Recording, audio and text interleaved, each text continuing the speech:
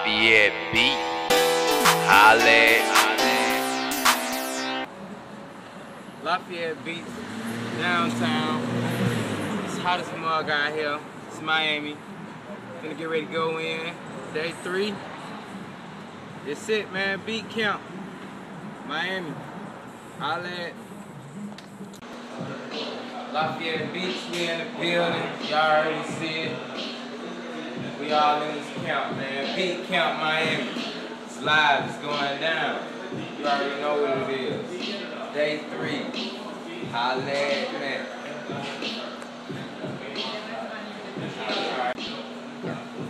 LafayetteBeatz, we in the building. It's going down. You already know it, man. We got the push here. We got the Ableton. Y'all got a copy here. I mean, it's what every dope producer is using today. If you ain't got that, you're losing out. You ain't here, don't show losing out.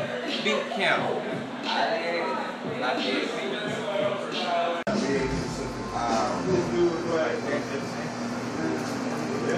Wait, so what time you gonna leave out? I know I gotta find a ride to the airport. You could call that shuttle place, man. I don't think so. Yeah, but I ain't trying to pay goddamn $50 to the airport. 30 something, bro. Word? I might have to get some more information from you about that. Yeah, I got the number and everything you need. Yeah, so I'll just the girl, bro. Do what? That's comfortable. That's what she's doing anyway. Yeah. I was like a little bit after the interview. You need some furnace for it. Probably like 15 minutes. I think yeah, right after you say peace. Yeah, like 10 minutes.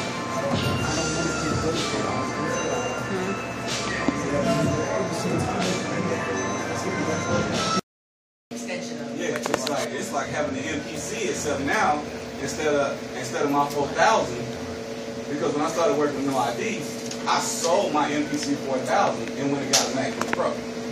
Because he was telling everybody, "I can do the shit, you know." I'm going to his studio. I don't see no MPC. You don't even see it, right? Nah. You don't need no more? Nah. We all A's. Wow. Hey man, No ID, he's probably not even making beats now. You know what I'm saying? He's the VP of Def Jam. Yeah. Now, you know what I'm saying? That man is long. He's an exec.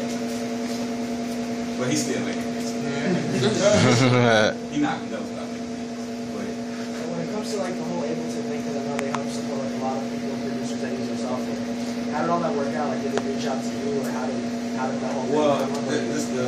I told somebody this story the other day when I actually got my first gig with Ableton. I was just like, one day I was just riding around Atlanta. I was bored. I actually stayed in Gainesville, but I was just in Atlanta just vibing out, and I didn't have shit else to do. So I went to Guitar Center, and I was just sitting there playing on some keyboards or whatever, just looking at some new gear, and I heard they were about to have an Ableton clinic. So I was like, Ableton clinic? And it was like, it's free. So I was like, alright, cool, shit. I ain't got nothing else to do. I might as well just stay here. So I stayed at the clinic, and then it was kind of like an intro to Ableton class. It was just doing like the basic, but I was like the most advanced person in there. I'm asking the rep about shit that he don't even know about. So after the class, he was like, yo, he's just like, yo, can you stay after because I want to talk to you. So I stayed after and we chopped it up and we just continued. So I was asking people quote unquote ninja questions. Everybody in the class was like, what is he talking about? You know what I'm saying? So it was like, after that, he was just like, man, I really like your spirit, you know what I'm saying? You know, the question that you were asking was some real advanced questions, let's keep in contact. And then that first A3C festival after I met him, they called me and was like, yo, how you feel about running the A3C festival? And I was like, what you mean, running? They were like, well, we're going to send you all the gear you need, and we want you to go set up a booth, answer some questions. You know what I'm saying? Basically run it. We're going to pay you for your 3 days. I was like, yeah, I'll try. So, and that was the beginning. I knocked it out, had a good turnout, and that was the beginning. Now I've been doing stuff with istandard for the last couple of years, and stuff at SAEs around America. Getting ready to go to the Bahamas in September, so. Yeah, I'll tell you that off the bat. You guys are here early, it's Sunday. Everybody else might have went out last night, tried to see the beach, had a good time. It was mad cool, it was fun. But you guys understand the importance of coming to events like this, man. And I appreciate it. I know Tech appreciates it. So you got to get his ass there early as well.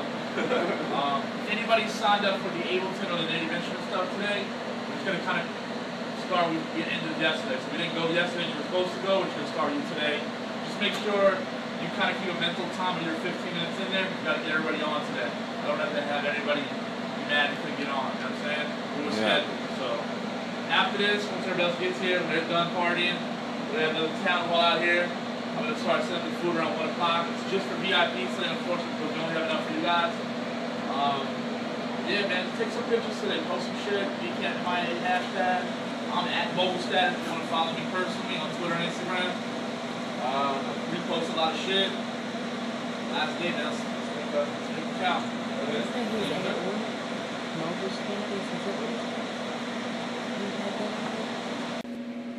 Right What were you before, coming off of? well, I came off right before I switched back to Ableton, which was like, I think at the beginning of 2011. I was using Logic and Machine. So, transition what? Well, I mean, the transition was kind of easy because now it's like when I first started using Ableton. So basically what happens is when you pull up a drum rack, that drum rack has its own individual mixer, okay? So like, let me just program something.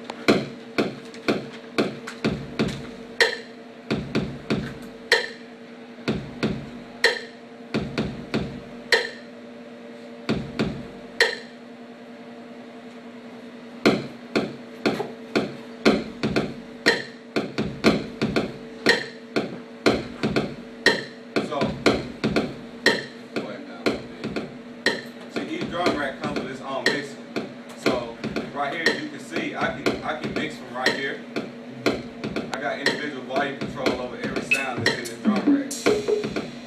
But like, say for instance, I want to track this out, I'll create 2 new audio tracks.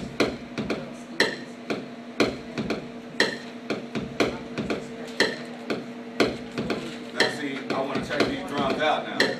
So basically what I'll do is I come over here and I can change the input. I go over. Like if I create more than 8 tracks, and I go to session view, I can bank over through the tracks. But normally how I do that is if it's something that I'm going to perform live, I'm going to make sure that those 8 tracks that I can see are right there. Like I DJ Saha whole show off of my push. So I know for a fact, like, and he performs off 2 tracks, and then when we get to the Black History stuff, I got that tracked out.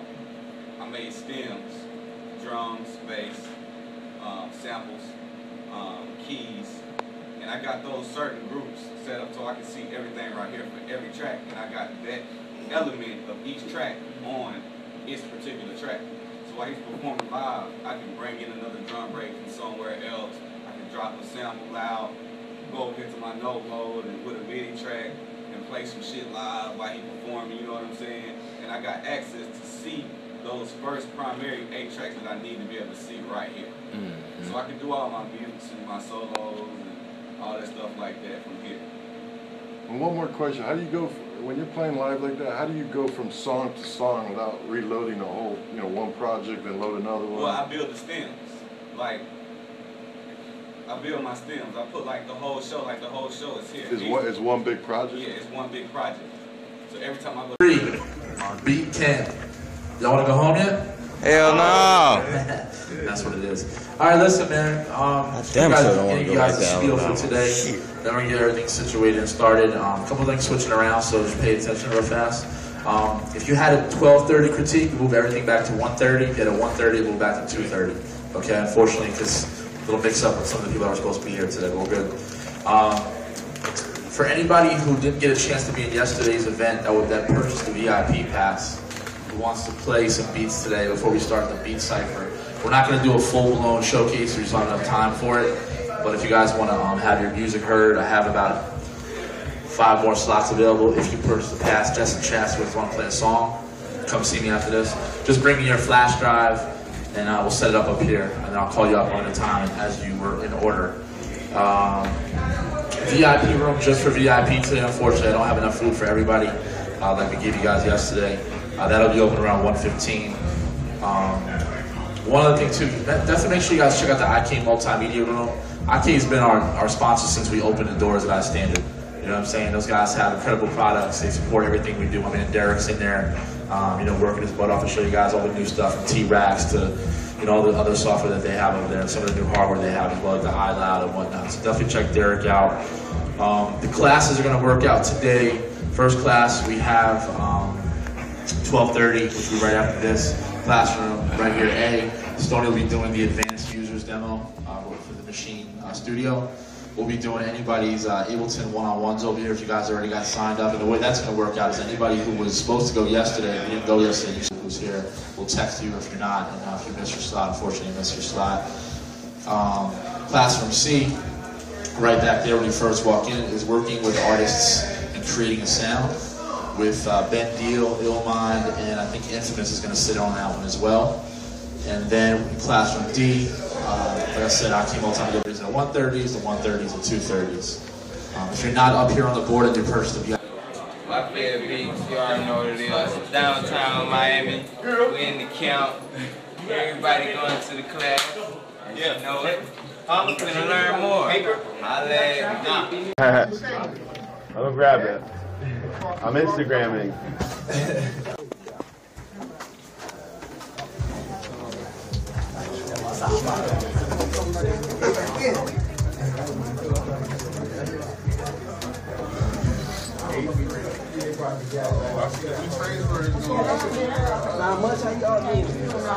What's up, Marcus? Buenos días, ¿cómo estás? Ah, bien, ¿y tú? Muy bien, muy bien. Un poquito de crudo. Mucho alcohol la noche. Mi español es nada, es muy poquito. Entonces, pero estás hablando como quieres. Yo entendí que dijiste. Yo entendí que dijiste. What's your second one? I understand what he said. He said he only speaks a little bit of Spanish, and I said I still understood you though.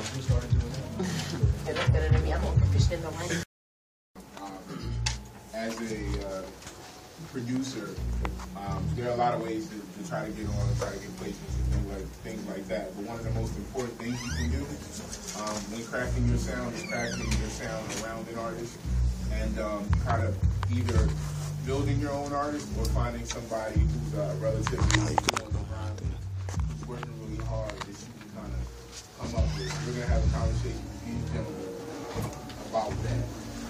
I am going to start on my immediate right, and we'll start the introductions. Let them know who you are. My name is Infamous. I produced, I guess, like some of the more known records of Mr. Carter, Lil Wayne, Jay. I did Prom Queen, most recently Crazy, Lil Wayne. Maybach records, mad shit. On and on. Mad shit. This guy? Roseville Chester. My name is Roseville. Illmind, producer from New Jersey. No, just a kid trying to get out here. So,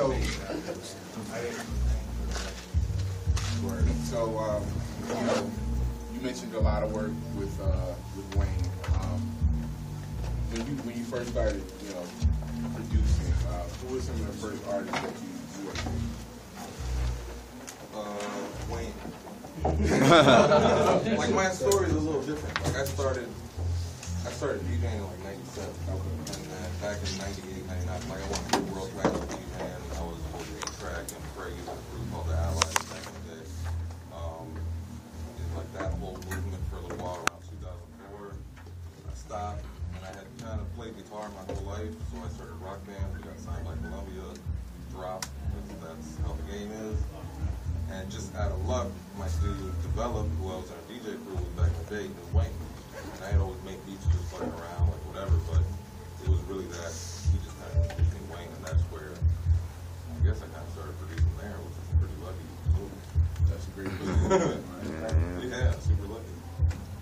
Illmind. So, you know, anybody's been in class with Illmind, you might have heard kind of like his first bigger placement with Acrobatic, walking in the LafayetteBeatz and seeing your stuff. Yeah, right? I mean, you know, I tell people all the time when people ask me like, what's your most important placement, whatever. It's like, it's not Kanye, it's not M, it's like Acrobatic. Like 2001 was like, I was like right out of high school, and that was around the time I was, you know, 5 years prior to that, I was going to LafayetteBeatz in New York, which is, you know, used to be this popular record store in New York. And coming from Jersey, walk it out. Sis out there watching porn. That's what I was listening to. That's what I was listening to. I gotta wait till I log in.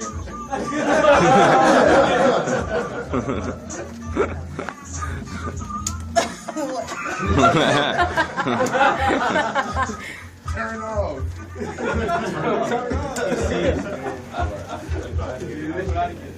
At least it wasn't like D4L. I know. I was like, yeah, I use ASL10. He was like, I use Fruity Loops. I don't know, that whole, like, I just remember that era so clearly. That was like a transition from like, you know, the software and hardware thing. So, you know, that, you know, so it was like Ninth Wonder, and I got to know Fonte and Pooh through Nine, and we used to just send each other stuff. And, anytime they would have a show in New York, I'll come through, and, you know, we'd kick it or whatever. And then also, my man Symbolic One, who at one point, me and are you guys familiar with S1?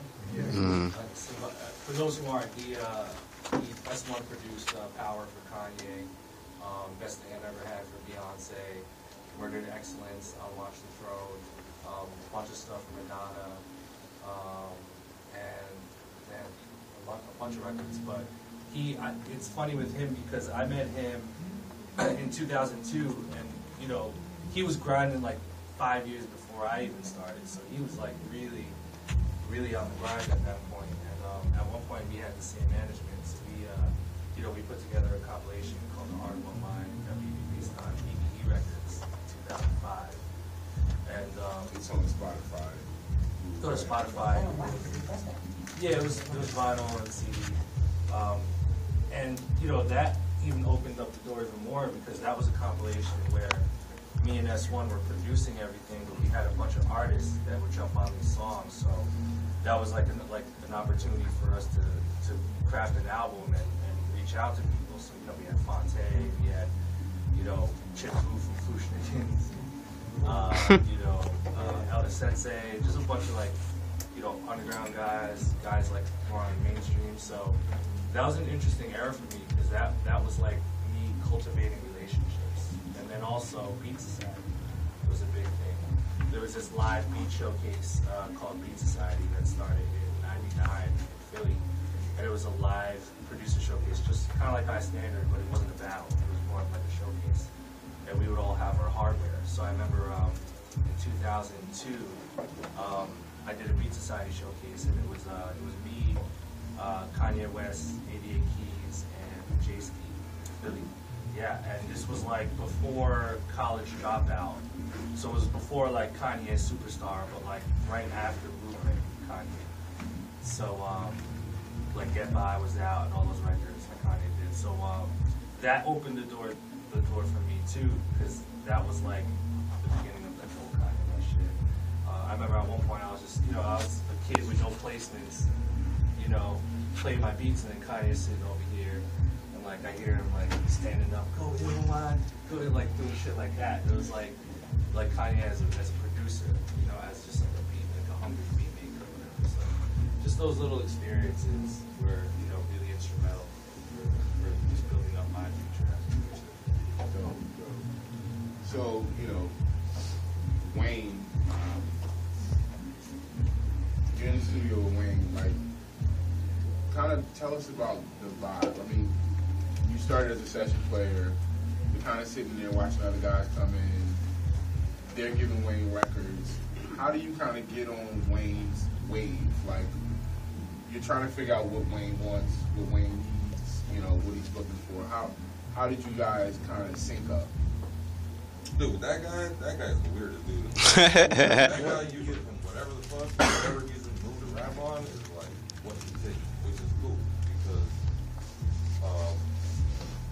it keeps you on your toes. Like I can do whatever the fuck I want. Like, when he wanted to do reverb, everybody was like, man, what the fuck are you doing? But he wanted to do some rock shit. So it was just easy for me because I had been in a rock band. Right. So it was right up here. It just took like a couple months of trying to figure out how rock and roll we wanted it. I thought it was going to be some 808s and like really large. But yeah, I mean the development was kind of like really, like it was really, all these artists, everyone that I've met so far has been surprisingly really cool and down to earth. You know, I came from an outsider, you know, like on top of it, the worst thing is when you're like, I hate somebody's music and then you meet them and they're the coolest dude in the world. Like they don't, yeah, they don't sound like the way they should based on like how cool. Yeah. Why isn't your music better? Yeah. Like hanging out with this dude is just like, he's mad cool, you know? You gotta tell people like, no, like the music's whatever. That's my guy. Wayne is a genius, bro. Like the dude is super cool, super nice, like, and This.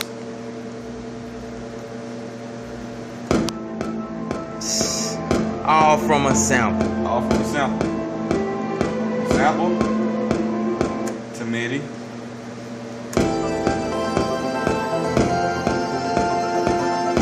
Damn, man.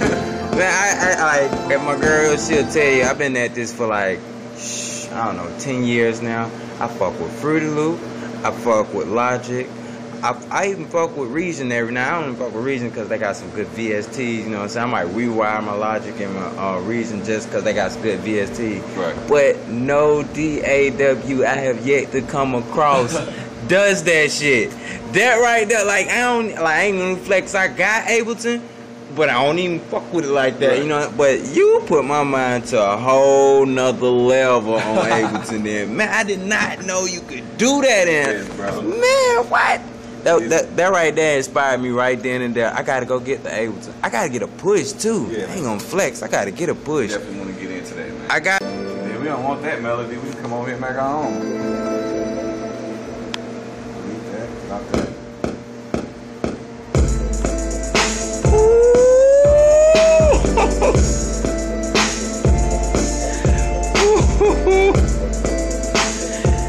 Yeah. Come over here and duplicate that instrument. Use the same MIDI information. Just change the instrument.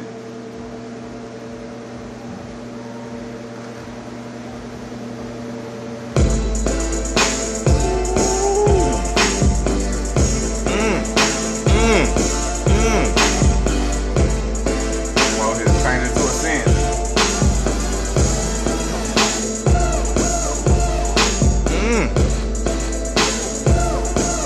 Just stacking it all on. That shit is dope. You know what I'm That saying? shit is dope. You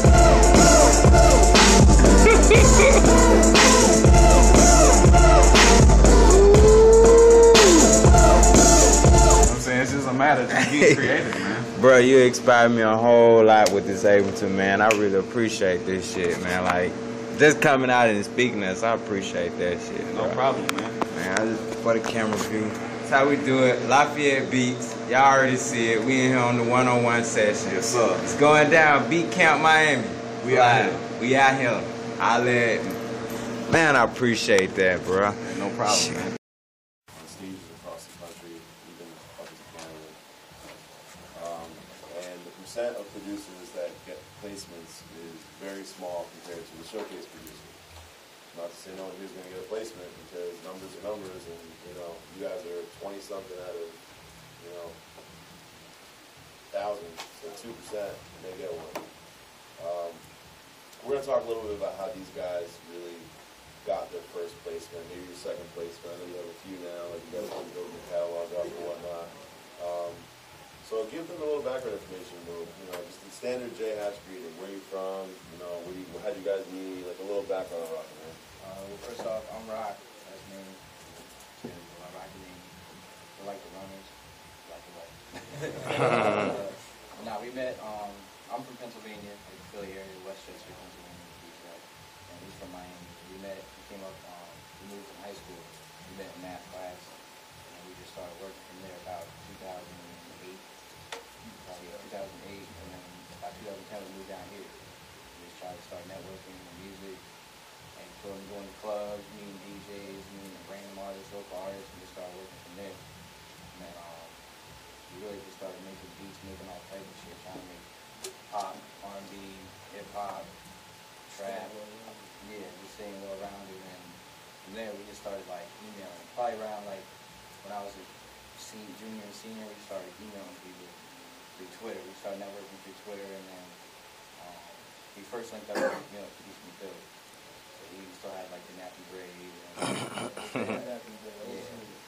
Just got out of jail. He was like hungry, so we started working with him. And that's how we really just got connected. And from there, we just met more plugs. How old are you guys now? 23. So you've been doing it now for Damn. about, 5-6 years together? Yeah, I started like 9th grade, 8th, 9th grade producing just on FNC. I started,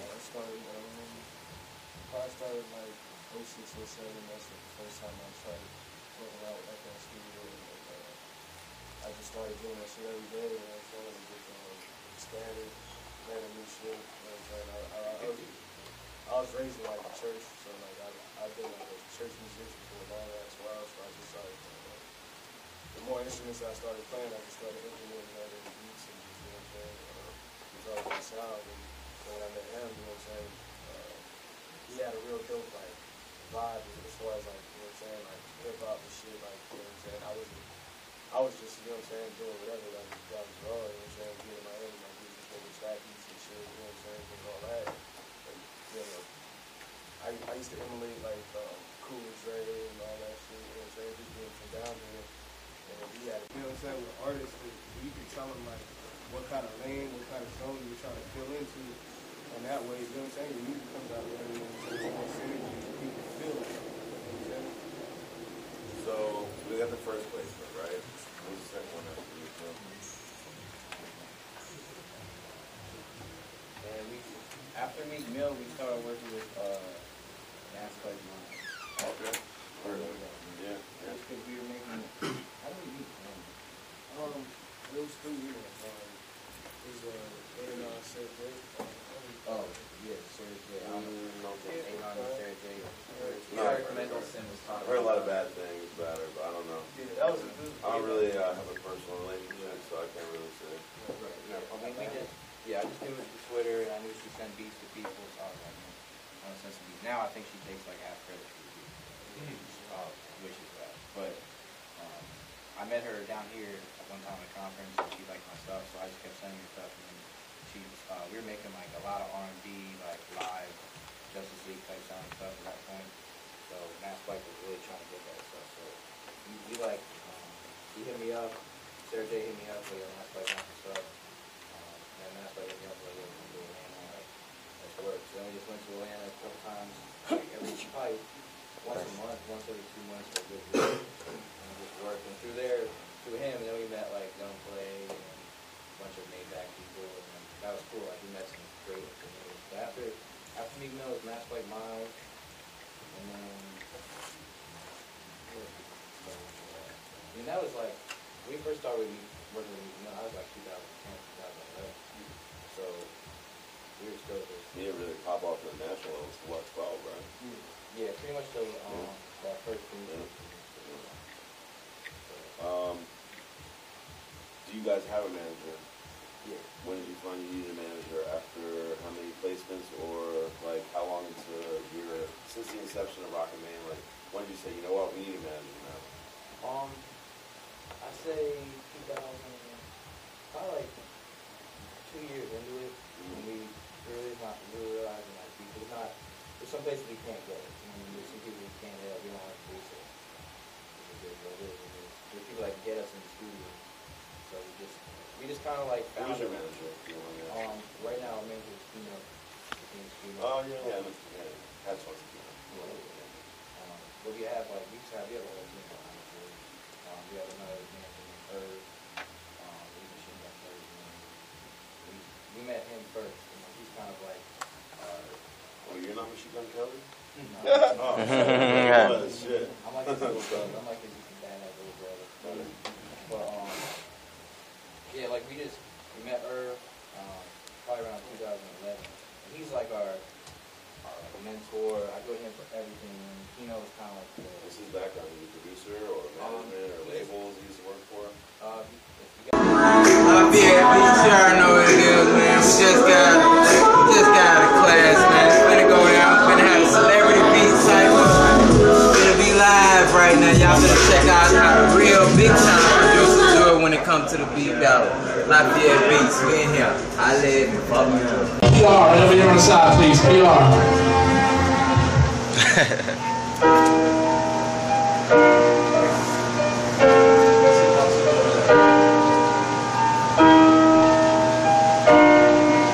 You sound so good.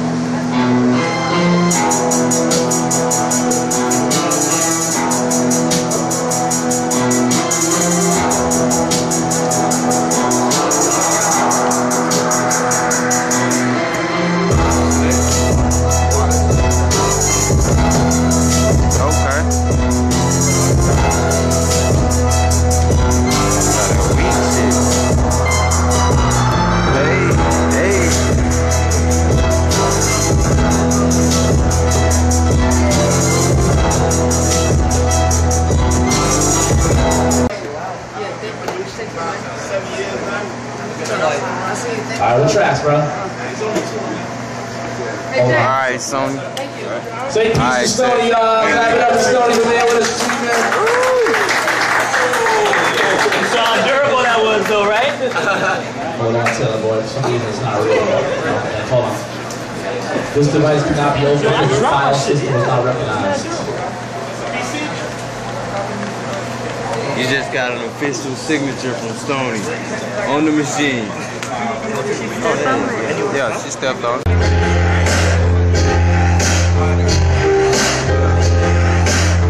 Hey.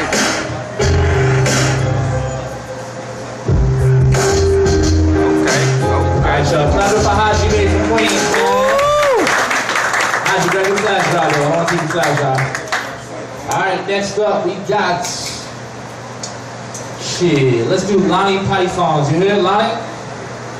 Lonnie. Pythons. Where you at? Lonnie. Huh? Coming? Alright, cool. Lonnie, let me know where you from. What you do, bro? Oh yeah, hey, Lonnie Pythons, aka Embry, you want to hear from LA? Come me play out a couple tracks. Swag out, man. Turn up.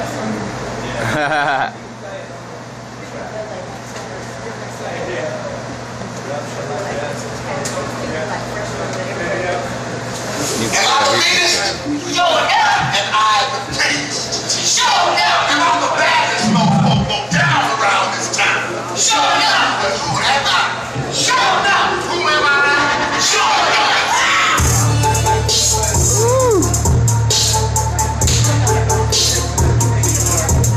Okay. Hey.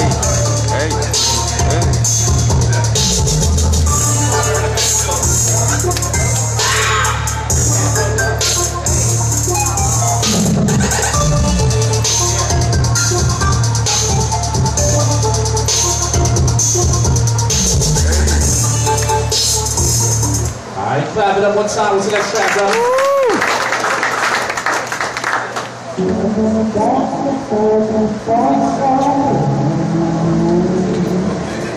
After this, we got the celebrity beat cipher.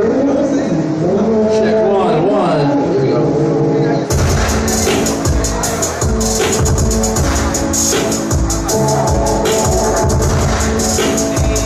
Hey. Thank you. Alright, what track? What track? Can we play Hold Up first? Hold up, let's do it.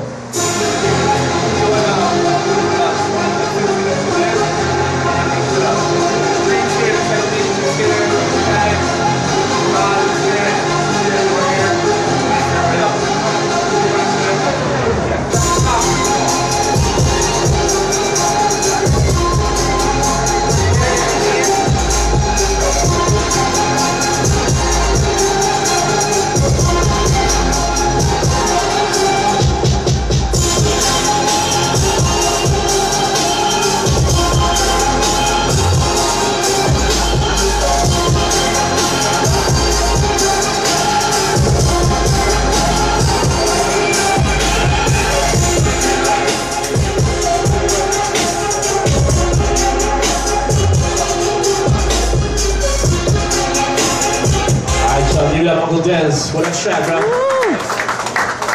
Next up, we got Summer School. I like the way they came on.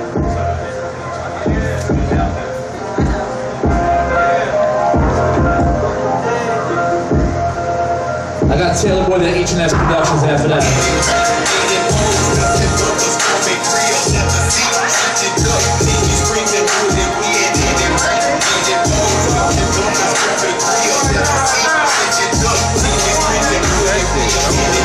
Ain't that nasty?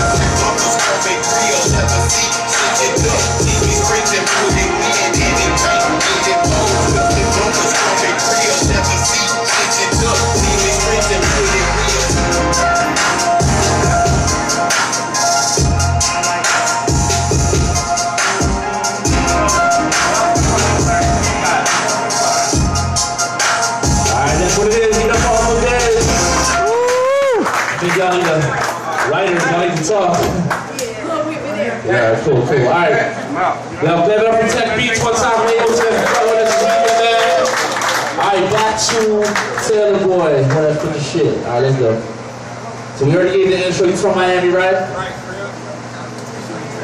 Alright, where we at here? LafayetteBeatz, man. We just had a wonderful time at Beat Camp, Miami. It went down. We learned a lot. Now, unfortunately, it's over. So, brother got to go back home. It turned up the notch on him. You already know what it is. LafayetteBeatz, Beat Camp, Miami, live. Holla at me. LafayetteBeatz.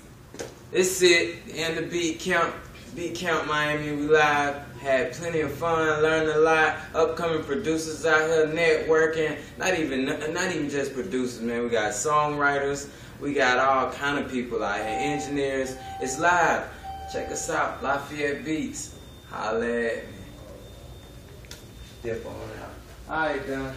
Go. Yeah, gotta head up there. Alright, man. Be safe traveling back for sure. Oh, yeah. It was a pleasure. We'll see you in New York, maybe. Yeah, you definitely gonna see me in this beat battle y'all got coming up.